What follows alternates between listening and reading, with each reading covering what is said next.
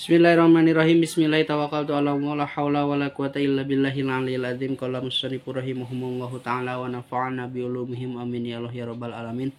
Allahumma shalli ala sayyidina Muhammad wa ala ali sayyidina Muhammad ila hadratin nabil mustafa Muhammadin sallallahu alaihi wasallam wa ala alihi washabihi wa azwajihi wa dzurriyyati wal anbiya'i wa mursalina wa auliya'i wa suwari wa sholihin wa jamil malaikatil muqarrabina wa khususan ila rusyabrul qari ajilani wa uson la ruhi bapak ibad baru zaman binaki jamil wa uson la ruhmusani fil kitab adul badi'ah Syekh Muhammad Nawawi Ajawi usuli mawpuri masih silati wa mu'minina wa mu'minat wa muslimina wa muslimat al ahya'i minhum wal amwat lahumul fatihah.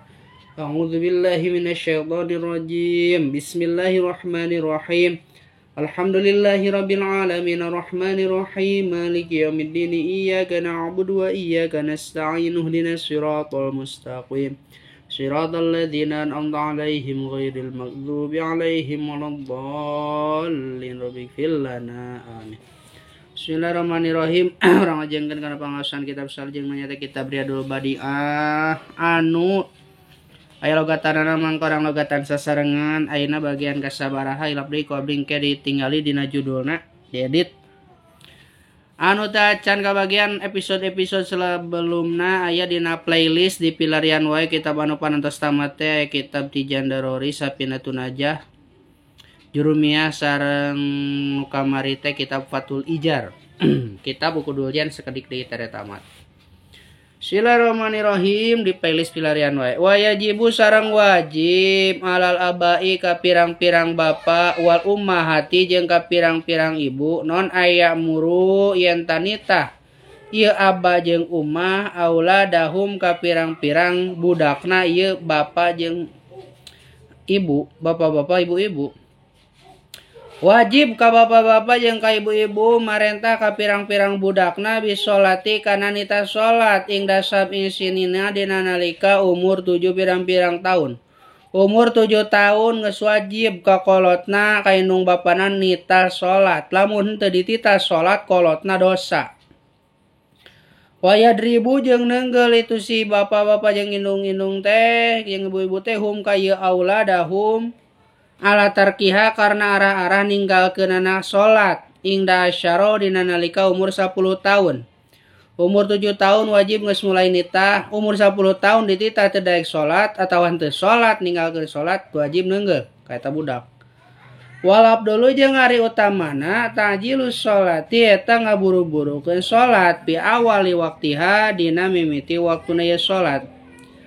Waya juju jeung wenang naon tahiruha ngahirkeunana ieu salat an awalil wakti tina mimitina waktu salat walau bila udrin walau jeung sok sanajan bukti ngahirkeunna teh bila udrin kalawan eta henteu aya udur.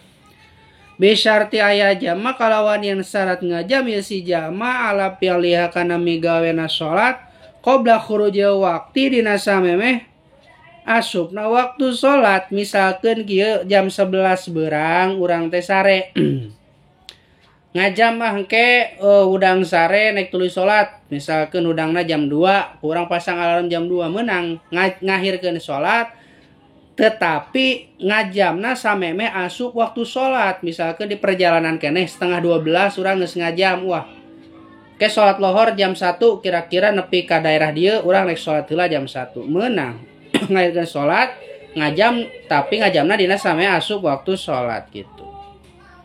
Wa misla sholati jeung eta meunang saperti ngahirkeun waktu ngahirkeun salat pidzalika dina itu waktu baqiyatu furudi ari sakakarina pirang-pirang kaparduan amusaatu anu panjang waktuna kalajar contohna sapertikeun haji meunang urang geus mampu haji tetapi urang ngajamna dina samemeh can mampu haji. Kayak haji teh lamun geus mampu tong geus boga duit sekian gitu.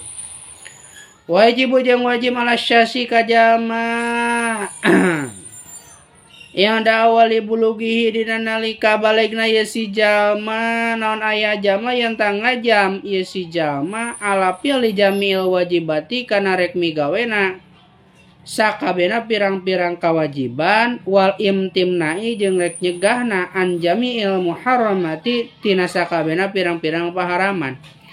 wajib ka jama dina nalika mimiti balik ye si jama wajib ngajam kudu rek migawe sakabeh pirang-pirang perkara anu geus diwajibkeun ku Gusti Allah jeung ngajauhan perkara diharamkeun ku Gusti Allah.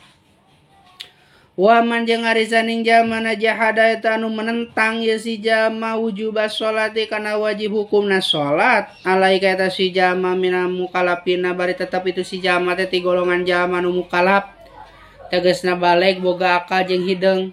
Jama nu balik boga akal jeung hideung menentang kana wajib hukumna salat teu wajib keur kula salat mah pahuwa mangkari jama nu kitu teh kafirun eta nu kafir murtadan tur murtad wayuk talu jeung dipaehan itu si jama kupron karena kafir in lam yarji lamun man teu balik deui itu si jama ilal islami kana agama Islam gitu. Jama nu kitu wajib dipaehan lamun teu balik kana agama Islam.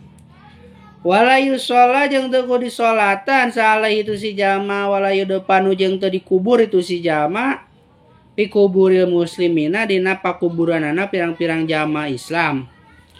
Fa'in lam yajhad tuluy lamun mah teu menentang si jama wujubuha kana wajib hukumna salat wahiruha jeung ngahirkeunana salat an waqtiatina waktuna salat bila udrin kalawan tanpa aya udur pawa mangkar itu si jama mukminun eta jama nu mukmin pasikun ngan pasek lakinau tetapi itu si jama yuk talu eta dipaehan itu si jama bisyuruti madhkuratin kalawan pirang-pirang syarat anu geus ditutur fil mutawallati dina pirang-pirang kitab anu panjang babaranana. Wala taskutu jeung teu gugur naon as-sholatu sholat an ahadin ti hiji jama walau jeung sok sanajan narima bukti itu si jama istada eta anu banget alaihi ka itu si jama non amardu gering. Jadi wajibna sholat teu gugur pikeun jama anu banget gering anu gering payah tetep wajib sholat. Ila idza gobanging di mana-mana leungit naon akluhu akalna itu si jama bil ghairi ta'ammudin kalawan teu ngahaja kecuali jalmana hilang akal pingsan atawa stres atawa sakalor hilang akal minhu itu si jalma eta teu wajib salat jeung teu wajib qada wala udrin lahu jadi ngahajana teh wala udrin jeung teu aya udur lahu kata si jama fitakhiriha dina ngahirkeunana salat gitu. Fil hadiri dina waktu aya di imah an waktiha tina waktuna salat. Walau takasorot jeung sok sanajan loba alaika isi jama non al istigholu katungkul kesibukan. Ila idana sia angin di mana-mana poho bil ghairi lambin kalawan teu heureuy kecuali poho. So sholat ku sabab poho au nama tawa sare itu si jama qabla duhuli waqti dina same asup waktu sholat gitu. Jadi sampai asup waktu sholat misalkan jam 11 sare udang-udang jam 3 tah. Eta mah ku sabab sare gitu. Teu naon. Jeung saya teh un ngahudangkeun deh wala yan tabi jeung teu aya nu ngahudangkeun ka itu si jama ila ba'da pawatihang dina sabada habisna waktu salat. Wa idza fatat jeung di mana-mana habis waktu salat sason ka hiji jama naonana pardiatan salat parduna bil ghairi udrin kalawan tanpa aya udur. Jadi lamun urang salat